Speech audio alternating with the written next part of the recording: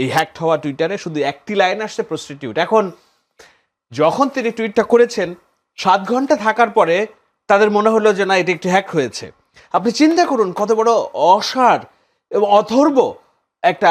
আমি বলছি না এটা ডক্টর শফিকুর রহমান নিজে লিখেছেন, কিন্তু তার যে অ্যাডমিন, তাদের যে পলিসি মেকাররা, দে বিলিভ দ্যাট যে নারী ইজ প্রস্টিটিউট। সুতরাং এটার দায়ভার ডক্টর শফিককে নিতে হচ্ছে এবং তাকে ক্ষমা চাইতে হচ্ছে। এবং তিনি এটা বিশ্বাসই করেছেন যে এটা হ্যাকড হয়ে থাকে, কিন্তু আমাদেরও বিশ্বাস ওনাকে সত্যটা জানানো হচ্ছে না।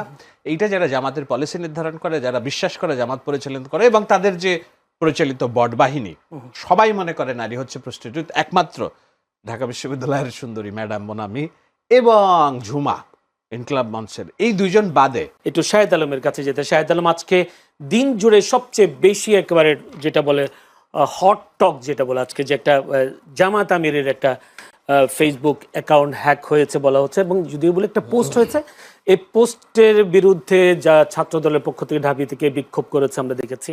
আবার এই পোস্টটা অর্থাৎ তার এক্স হ্যান্ডেলটা হ্যাক হয়েছে বলে জামায়াতের পক্ষ থেকে বলে তারা সংবাদ সম্মেলন করেছেন।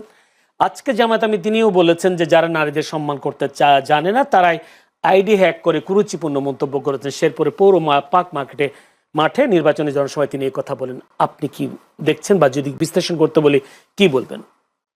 আমার মনে হয় আমি এটা বলবো, তবে তার আগে এটা ব্যাখ্যাটা মামুন রাসেল যদি আগে দেয় তাহলে শুনতে সুবিধা হবে। আমি বলার চেয়ে রাসেলের কাছে আমি একজন সাংবাদিক, আপনি কি মনে করেন আসলে জামায়াতের এই কথা, জামাতের আমিরের বক্তব্যকে আপনি কিভাবে দেখছেন? আমি তারপর ওনার কাছে যাবো। একদমই ধরেন একটা ব্লান্ডার, কমপ্লিটলি ব্লান্ডার, এবং একটা মিথ্যাকে ঢাকার জন্য আরো 10টা মিথ্যা সামনে হাজির করা, সেভাবেই আমি দেখি। কোনটা মিথ্যা কোনটা? এই যে জামায়াতের আমিরের এক্সে যে হ্যাকড হয়েছে, এটা একটা ডাহা মিথ্যা কথা। তারা একটা প্রেজেন্টেশন দিয়ে বোঝানোর চেষ্টা করেছে। দেখুন, আমরা এক্স ব্যবহার করি আমি অন্তত 10 বছর। টুইটার ছিল সাবেক। আমি ফেসবুক ব্যবহার করি তারও 2008 সাল থেকে। জীবনে কোনোদিন আমার ফেসবুক এক্স হ্যাকড হয় নাই, কেননা আমি আমার সমস্ত কিছুকে নিয়ন্ত্রণ করার আগ দিয়ে আমার সোশ্যাল হ্যান্ডেলকে আমি কমপ্লিট সিকিউরিটি দিয়েছি। জীবনে কোনো দিনের জন্য হ্যাক হয় নাই।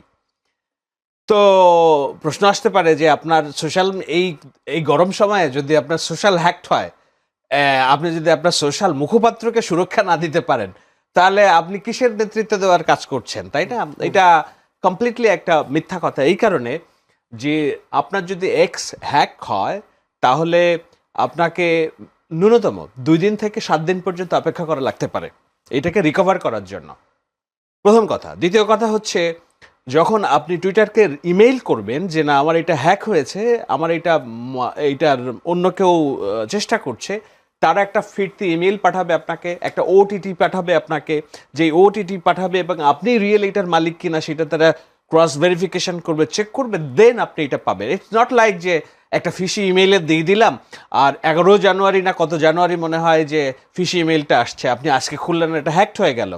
মোদ্দা কথা হলো, যার মনে যা ফাল দিয়ে ওঠে তা। জামায়াতের আগের দিন এক নেতা বলছেন যে ঢাকা বিশ্ববিদ্যালয় ডাকসুর আগে বেশ্যাখানা ছিল। সাংবাদিক নুরুল কবির অভিযোগ করেছেন যে আমার মা মরে যেয়ে ভালো হয়েছে, কেননা আমার মৃত মাকেও বেশ্যা বলে গালি দেয় এই জামায়াত ইসলামের কর্মী সমর্থকরা।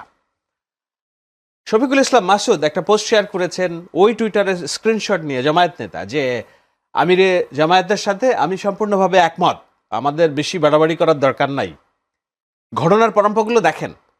এবং আল জাজিরাতে যে সাক্ষাৎকার দিয়েছেন আমিরে জামায়াত, তার একটা লাইন বাইরে তিনি ওই টুইটারে আসে নাই, শুধু একটা শব্দ এসছে, it's another form of prostitution. অর্থাৎ নারীকে জামায়াত ইসলামী মনে করে যারা প্রস্টিটিউট, যারা বাইরে আসে কাজ করতে, তার মনে এইটা, সুতরাং ফল দিয়ে উঠবে এটাই। তার পক্ষে যারা বয়ান উৎপাদন করে সোশ্যাল মিডিয়াতে, আমি নাম ধরে বলতে পারি কিন্তু তাতে আপনার চাপ আসবে, তারা প্রত্যেকটা নারীকে মনে করে খাট যোদ্ধা, তারা মনে করে যে এটা গনিমতের মাল। সো এই যে মনস্তত্ত্ব, এটা জামাত ইসলামের রক্তে মগজে, তারা নারীকে এই চোখে দেখে। এবং বললাম তো, ডক্টর শফিকুর রহমান যেই সাক্ষাৎকার দিয়েছেন আল জাজিরাতে, তার বাইরে একটি লাইন আসে নাই এই হ্যাকড হওয়া টুইটারে, শুধু একটি লাইন আসছে প্রস্টিটিউট। এখন যখন তিনি টুইটটা করেছেন 7 ঘন্টা থাকার পরে তাদের মনে হলো যে না, এটা একটি হ্যাক হয়েছে। আপনি চিন্তা করুন কত বড় অসার এবং অথর্ব একটা। আমি বলছি না এটা ডক্টর শফিকুর রহমান নিজে লিখেছেন, কিন্তু তার যে অ্যাডমিন, তাদের যে পলিসি মেকাররা দে বিলিভ দ্যাট যে নারী ইজ প্রস্টিটিউট। সুতরাং এটার দায়ভার ডক্টর শফিককে নিতে হচ্ছে এবং তাকে ক্ষমা চাইতে হচ্ছে, এবং তিনি এটা বিশ্বাসই করেছেন যে এটা হ্যাক্ট হয়ে থাকে, কিন্তু আমাদেরও বিশ্বাস ওনাকে সত্যটা জানানো হচ্ছে না।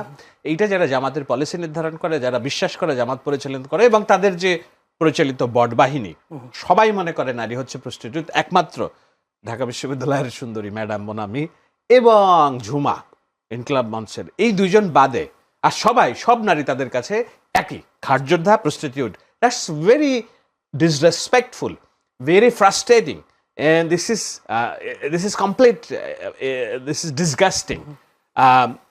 But আমি খুশি যে এটার বিরুদ্ধে সারা দেশে প্রতিবাদ হয়েছে, গার্মেন্টস শ্রমিকরা রাস্তায় নেমে এসেছে, ঢাকা বিশ্ববিদ্যালয়ের শিক্ষার্থীরা রাস্তায় নেমে এসেছে। জামায়াত ইসলাম আজ করতে পেরেছেন যে ব্লান্ডারটা কোথায়, তারা সরাসরি ক্ষমা চেয়েছেন। সুতরাং আমার মনে হয় না এটা আর বাড়বে খুব বেশি, কিন্তু 2 টাকা দামের মুরগি গেল, শিয়ালের মন্ত বোঝা গেল, প্রবাদ আছে না? তো আমার মনে হয় জামায়াত ইসলামী নারী সম্পর্কে কি ধারণা পোষণ করে, কেন তাদের কর্মঘণ্টা আটকিয়ে রাখতে চায়, কেন তাদেরকে ঘরের মধ্যে রাখতে চায়, কেন নেতা বেশ্যা বলে গালিয়ে দেয়, কেন যারা তাদের বিরুদ্ধে আচরণ করে রাজনৈতিক পলিসির, ইনক্লুডিং মি, যে একটা নুরুল কবির সাংবাদিক সবার মা বোনকে বেশ্যা বলে গালি দেয়, এটা হলো তাদের রাজনীতি এটা। এবং আমার মনে হয় রাসেল, আল মামুন রাসেলদেরকে একটু কাজ করতে হবে এই জায়গা থেকে বেরিয়ে আসার জন্য। আমার একটা প্রশ্ন, যে ঢাকা ইউনিভার্সিটির সবগুলো কিছুতে একজন ছাত্রী কি ভোট দিয়েছেন, অন্য ছাত্রীরা ভোট দেননি, শিক্ষার্থীরা? কোথায়? ঢাকা বিশ্ববিদ্যালয়ে যে কথাটা বললেন। না, আমি বলছি পাবলিক প্লেসে যারা লেখালেখি করেন তাদের মধ্যে ইনকলাব মঞ্চের ঝুমা, যে ডাকসু ধরে লড়ছে, এবং শিক্ষিকা মনামি, এই দুইজনকে ছাড়া আর কাউকে শিবির শ্রদ্ধার চোখে দেখে না। এই দুজনকে নারী মনে করে, বাকি সবাইকে মানে এটা জেনেও তারপরে ঢাকা বিশ্ববিদ্যালয় তাদেরকে ভোট দিয়েছে। এখন আমি ঢাকা বিশ্ববিদ্যালয়ের ভোট নিয়ে ব্যাপক স্কেপটিক্যাল। না যেহেতু তুললে ধন্যবাদ, আমি স্কেপটিক্যাল। এবং ওটা তো ঢাকা বিশ্ববিদ্যালয়ে যারা সংসদে নির্বাচিত হয়েছে তন্নি থেকে আরো অনেকেই, তারা তো প্রকাশ্যে এটার কথা বলছে যে it's a different character, different look.